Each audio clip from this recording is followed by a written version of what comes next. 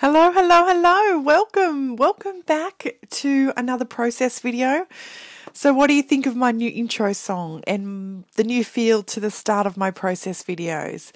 This is what you're going to see from me in 2019. I had lots of people love my last little intro song and thought it was boppy and sort of danced along to before they got to watch my process video, and so I did want to have something that had a little bit more bop in it as well to enjoy the start of hopefully a fun process video, and that's what I've got for you here today. This is a layout for the Hip Kit Club, and it's using their January free subscriber printables and their January cut files. And yeah, it's pretty and fun, and I couldn't help but scrap a summery happy moment and a happy January moment of that my children were having recently. And I know that in some parts of the world it is very chilly, so watching a summery process video may help you dream of the warmer months, and or you might think, "I'll just go away, Lauren, with your sunny, happy photo." I'm not sure, but hopefully you enjoy the process. And yeah, so the subscriber printables come with a few pattern cardstock that you can use to back your photos and scrapbook with, and it also comes with an A4 sheet of ephemera pieces, which I ended up having to fussy cut because I could not get my silhouette to sort of do the print and cut feature well with it, but I just took it along to my children's local basketball training, and I just had it with me, and when I was watching TV and things like that, and it all came together, and I've ended up with a beautiful big pile of prettiness there.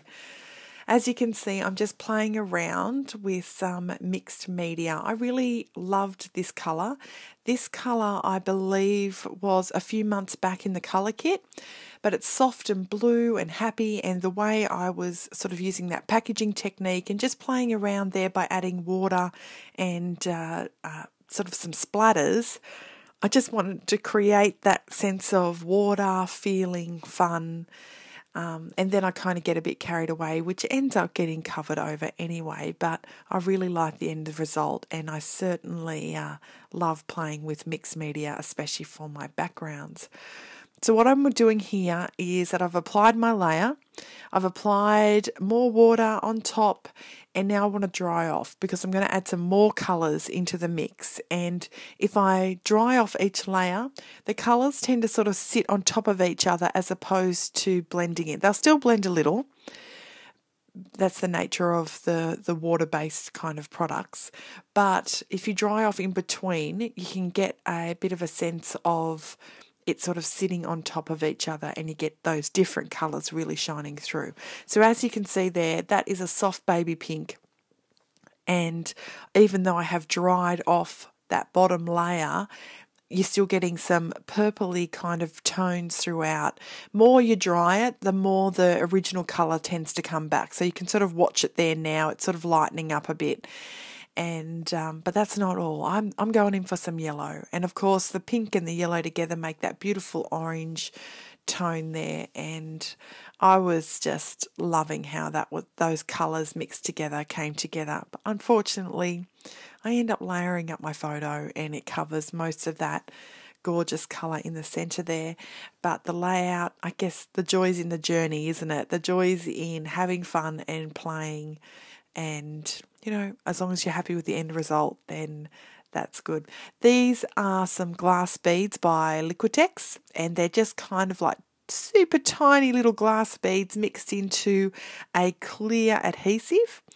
And when they look fabulous because it dries really clear. So all you've left with is these sparkling little glass beads around your layout. And so I thought, being in the water and it's sparkling, and I just really wanted to have some of those glass beads there. There are other brands, not just Liquitex does the glass beads. So if you're interested in having a try, just adding that clear layer of interest over your mixed media, just adding that next level to it, I suggest you pick yourself up a jar and give it a go, because I love it. So as you can see there, it's sort of white when it comes out, but it does dry clear, and those clear glass beads just add a nice texture element to your layout. So give them a go. The other thing to be mindful of when you're using the glass beads is when you're adhering your embellishments, your photos or your titles, you need to use possibly a wet adhesive, because using your double-sided tape, it may just come off those glass beads and not adhere really strongly, and you don't want your layouts falling apart. What's going on here? This is where I've decided to start matting my photo and building my layers. Now this is I ended up deciding to go with what size is that? 4x6, that will be, what's half of that? 4x6 is, I think it's 3x, no it can't be 4x6, 3x2, I don't know, sort of half a 4x6 photo, half a standard size photo, because I wanted to try and capture as much of that background as possible. The 6x4-inch photo was really taking up a large piece of it, and I really wanted to layer up my photo using these beautiful coordinating papers. So I've just sat the base of my layout aside to dry, let those glass beads sort of set there. Doesn't take too long, and have some fun matting and layering up my photo. Tissue paper always gives that nice, soft, almost see-through effect, perfect for a watery, kind of playful layout. Well, that's what I thought anyway. And it also just gives that little bit of sort of imperfection around your photos. I was matting my photos. It was very clear lines. I wasn't doing much tearing. And by doing this and just sort of tearing around the edges of that tissue paper, just sort of softened that photo down a little, and those really sharp defined border that I had created with the other coloured cardstock. Here I go, I'm just adding that next level of sort of, softness to it, if that makes sense. Using the blue and white polka dot also gives that water feature as well, and helps transition the photo into the background of my mixed media layout. I just love this photo. They were having so much fun in the pool, and when they finally all were able to balance in that one ring together, I'm surprised the poor thing didn't pop, but once they got there, they had this real sense of achievement, because it had taken some time to get that balance, and I couldn't help but capturing a photo. Katie, if you look closely, is being a little bit cheeky and has her eyes closed and a tongue poking out the side, but it's all really, really super cute. So I've decided now it's time to get on with the pretty stuff, and just while my layout is still drying off, I just want to have a bit of a play with adding some clustering some of these beautiful embellishments around, and building some layers, and just having lots of fun. So you see me just playing here. Do you guys ever just play around with the embellishments?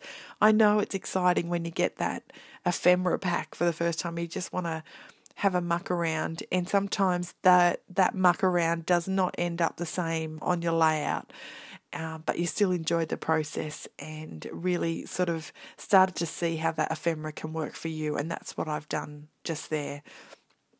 So as you can, sometimes with those glass beads, because the adhesive is quite thick, and if you were ready, you could actually adhere some of your embellishments down using that glue, the glass beads that sort of mixed in there, as an adhesive. But I really just wanted to double check, because I didn't want to share with you something that wasn't going to work.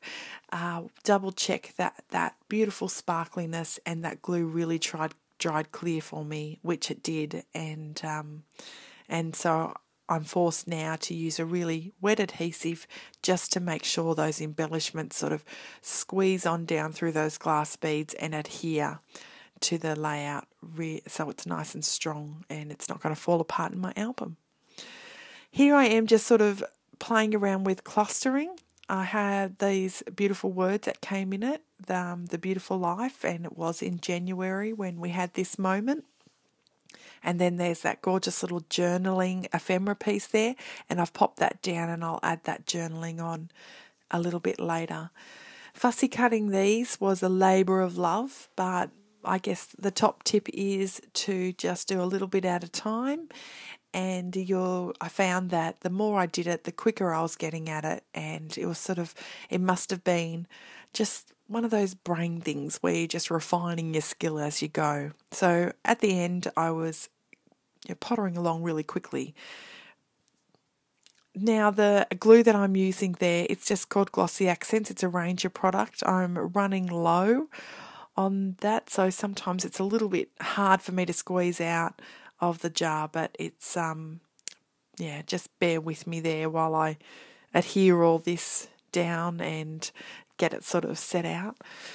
So what do you think? Do you like mixed media? Do you like adding the elements from the colour kits, the Hip Kit colour kits, into your scrapbooking, using them on backgrounds? What do you love using your colour kits for? I'd really love to hear in your comments. Also, do you have any special product that you love to use on your layouts every now and then, like the glass beads? Sometimes there's just those special, unique, not those everyday items that you might have in your stash. I'd really love to hear if you have any of those products as well, because I'm always excited to try new things and add different textures and elements to my layout. I'm definitely not an artist by any stretch of the means, and I guess by me playing with different mediums on my scrapbooking layouts is my form of, I guess being a little bit of an artist, and so I really love to give new things a try. So let me know in the comments if you have anything that is a little bit unique, and I'd love to give it a try. So yeah. So here it is, it's starting to come together now. I've used that beautiful Start Fresh cut file, which is available in the January 19 downloads for the Hip Kit Club subscribers. So just jump on the website. The printables are located there also. So just jump in, log into your account, and just go to the cut files section, and you'll see it under the January 2019 there, and it'll be all ready to go. Some of you have already got your beautiful January kits in your hands. Mine's still travelling overseas. It's on its way to me, so I haven't got it quite yet, and I can't wait because I know that these ephemera pieces from the printables match perfectly, so I'm going to end up with some really, really pretty layouts for January in my album. And yeah, what do you guys do with your albums? I'm unsure. Usually my layouts I just pop into, say if it was a Katie layout or a Jackson layout or a Reese, I have different albums for each of the kids, and I have an album for moments like this, and an album for family, and an album for my husband and I. But this year I thought, I wonder if I just scrap my year and not other photos in the past, and I put them together, and I sort of like a layout version of Project Life, if that makes sense. I'm not sure whether I should try an album that starts in January, and at the end of it, it's December, and I've got the year captured in beautiful layouts, or whether you just stick with the system that's always seemed to work, which is putting them in individual albums. I'm not sure. How do you guys do it? Please let me know in the comments on how you store your layouts.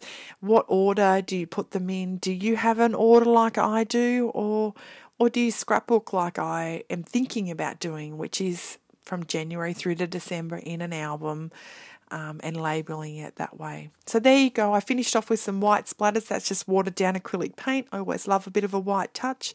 And there's my layout finished. I hope it's inspired you to use your printables and the new cut files. And I hope that it hasn't turned you off fussy cutting. All right, guys, take care.